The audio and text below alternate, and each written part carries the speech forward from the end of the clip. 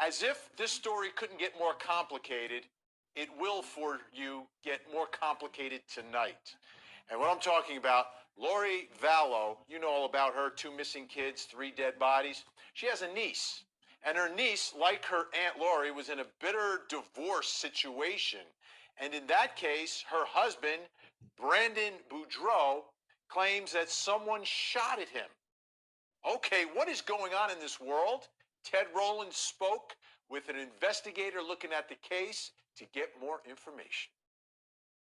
Brandon Boudreaux and his wife Melanie seem to be happily married, raising their children, when Brandon says Melanie started going down a very dark path based on the religious beliefs she shared with her aunt, Lori Vallow. Their focus is just so much on the end of the world, and, you know, this idea that it's coming just makes you sad. You know, like a lot of people you care about aren't here anymore because of these ideas. That's Brandon last year talking to Fox 13 in Salt Lake. He is now in hiding, according to his private investigator, Rich Robertson. He has to be very concerned about what the implications are for him and his kids.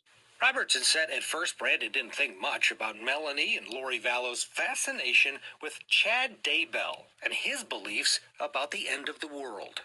But it did seem to start getting more and more extreme as Melanie started making statements about Brandon and how he was being possessed by outside forces, and that she attributed a lot of things, started seeing him as an evil person. Brandon and Melanie ended up getting divorced, and then on October 2nd. 911, where's your emergency? Someone just shot my window. Did you see the guy that I didn't see who it was. Brandon had dropped off his kids, and he was coming back from the gym to his house. And as he pulled up to his house, he was still kind of in the street. And as he pulled up to the curb, a shot came from a nearby Jeep that was parked on the opposite side of the street. The bullet hit Brandon's Tesla, missing his head by a few inches. The shooter's Jeep, with Texas plates, was registered to Lori Vallow's ex-husband, Charles, who, at the time, had been dead for more than 2 months, shot and killed by Lori's brother, Alex Cox. Brandon says he didn't get a good look at the shooter, but believes he knows who it was. He believes that Alex Cox was the person who fired that shot, and he knew that Alex Cox was kind of the family hitman. And he just fairly quickly came to the conclusion that it was Alex Cox. A few weeks after the attempt on Brandon's life, Melanie moved out of her home.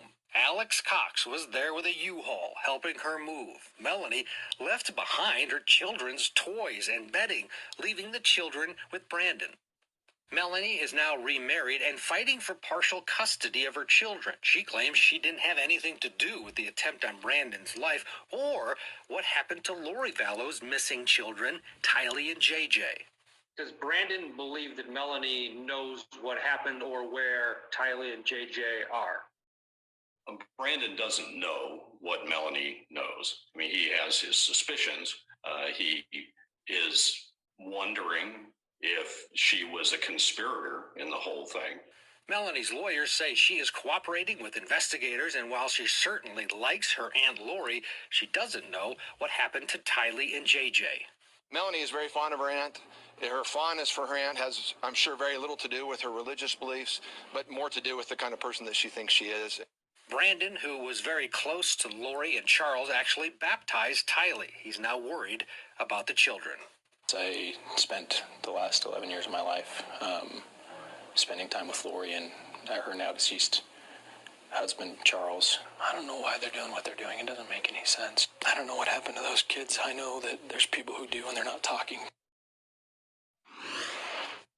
This is unreal. I mean, just when you thought it couldn't get more complicated and strange, it absolutely is. Let's bring back in Ashley, Julie, and Ted. Ted, first thing, I saw Melanie was in a courtroom. not for criminal cases, no charges here, right? No, she was making an appearance. She is in a battle with Brandon over the kids. For at one point, she was going to go live with Lori and Chad up in Rexburg and Alex and left the kids, but now she wants them. So they are in a bitter custody battle. As you can imagine, after all that has happened, Brandon is very concerned about his 3 children, even though Melani says that she and Lori Vallow have split. Yeah, I mean, this. All right, Ashley, just a reaction to what we just experienced, what Ted just threw at us here with this story. I mean, this is unreal. So my reaction is kind of the same as everything Ted reports, which is, "Are you kidding me?" You know, I don't know where you get this stuff, but you are very, very good at what you do, Ted Rollins. But I do have to couch this all in the fact that there is a bitter, as Ted reported, custody battle and a divorce. So you have to understand that when you look at court documents and you see allegations, they are that. They are allegations. And so while I feel for the Boudreaux and I feel for Brandon Boudreaux, and certainly I feel for him, he was shot at, for God's sake, I also have to recognize that you can't always, I mean, you got to look at it all with a grain of salt when there's a custody dispute and a divorce proceeding. And that said, Vinnie Politan, there is some credibility that Mr. Boudreaux brings along with him, because in some of those documents, he alleges that, follow the bouncing ball here, because it's hard. Melani's new husband, I think you pronounce his last name, Pawlowski, Robert Pawlowski. Brandon says that he once told Brandon that Melani had actually said these words. Ready? "Sometimes children are full of light, and then just like that, they go dark." Now, that's what Brandon says.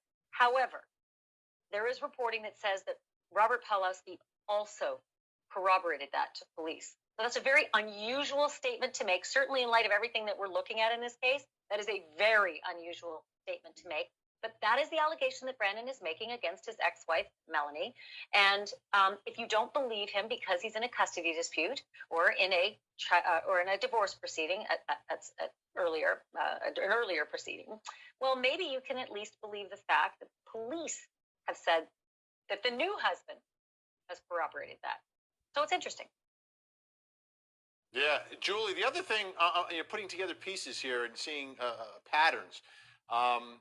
Tammy Daybell, remember her Facebook post? She posted about someone shot at her when she was in her driveway. And now you've got someone else that's somehow connected to all this. There's another drive-by shooting. I mean, can one set of people be subjected to all these deaths and gunshots coincidentally? You know, that's a great question, Vinny. I'm so glad you brought it back to that, because you're right. And to Ashley's point earlier, which is excellent, we can't look at these facts just in a vacuum. The big picture here, we've got these 3 unsolved deaths, really, and now with what Brandon Boudreaux is claiming, there was this also attempted homicide or perhaps a murder for hire plot that's still unsolved. So it'd be really nice to know where investigators are in that case, and was there an MO here? Was there a pattern of killing here? And is the killer dead? Was that killer murdered? I mean, this is as twisted and convoluted and sick and sinister a case as it gets. And I think the saddest part is that the people closest to those children are unwilling to cooperate and making this even more difficult for investigators. And so, you know, who knows who's telling the truth? If it's Brandon, Melani, perhaps both, the new husband, Mr. Pawlowski. But if someone does have information and is not sharing that with police, shame on them. And when their judgment day comes, whether it's on the doomsday they believe in or whenever that day comes, they're going to have to be able to sleep at night and perhaps answer to a higher power. And I certainly hope answer to the feds and the state officials real soon if they had any part in these children's disappearance. Well, let's talk about JJ and Ty Lee, because Ted asked Rich Robertson about that and whether or not Melanie knows, because Melanie's in that world, right? Melanie moves with the kids and with Lori up to Idaho for some amount of time. Here's what he said. Where the kids are, where JJ and Ty Lee are, or what happened to them. So she denies any involvement, and she doesn't quite understand why Lori Vallow hasn't produced them. At least that's kind of the public position on it. Clearly, there's a lot of questions raised about what she knew, when she knew it, whether or not she's being completely forthright about it, or was just maybe blind to it all. You know, Ted, Melanie and her aunt seemed to be very close, and I guess had this shared belief. And Melanie now cooperating with police, and a lot of people thinking, well, maybe that's where the lead comes from, but it doesn't sound like that. Yeah, and that's, cooperating. Is she cooperating? She's saying that she had nothing to do with it. But if you listen to the stories of these husbands that were married to the Melanie and then Lori, they're so uniquely similar in that everything's going fine. Charles Vallow said the same thing. Great wife, having a great life. And then all of a sudden, they start to take this turn after meeting Mr. Daybell, and they change. They now are accusing their husbands of being evil. Same thing happened to Brandon Boudreaux. It's just amazing the power that apparently Chad Daybell has. So does it make sense that Melanie doesn't know anything? And at what point was she removed from this equation? Because you're right, she went to Rexburg to live with Lori Vallow and Alex Cox.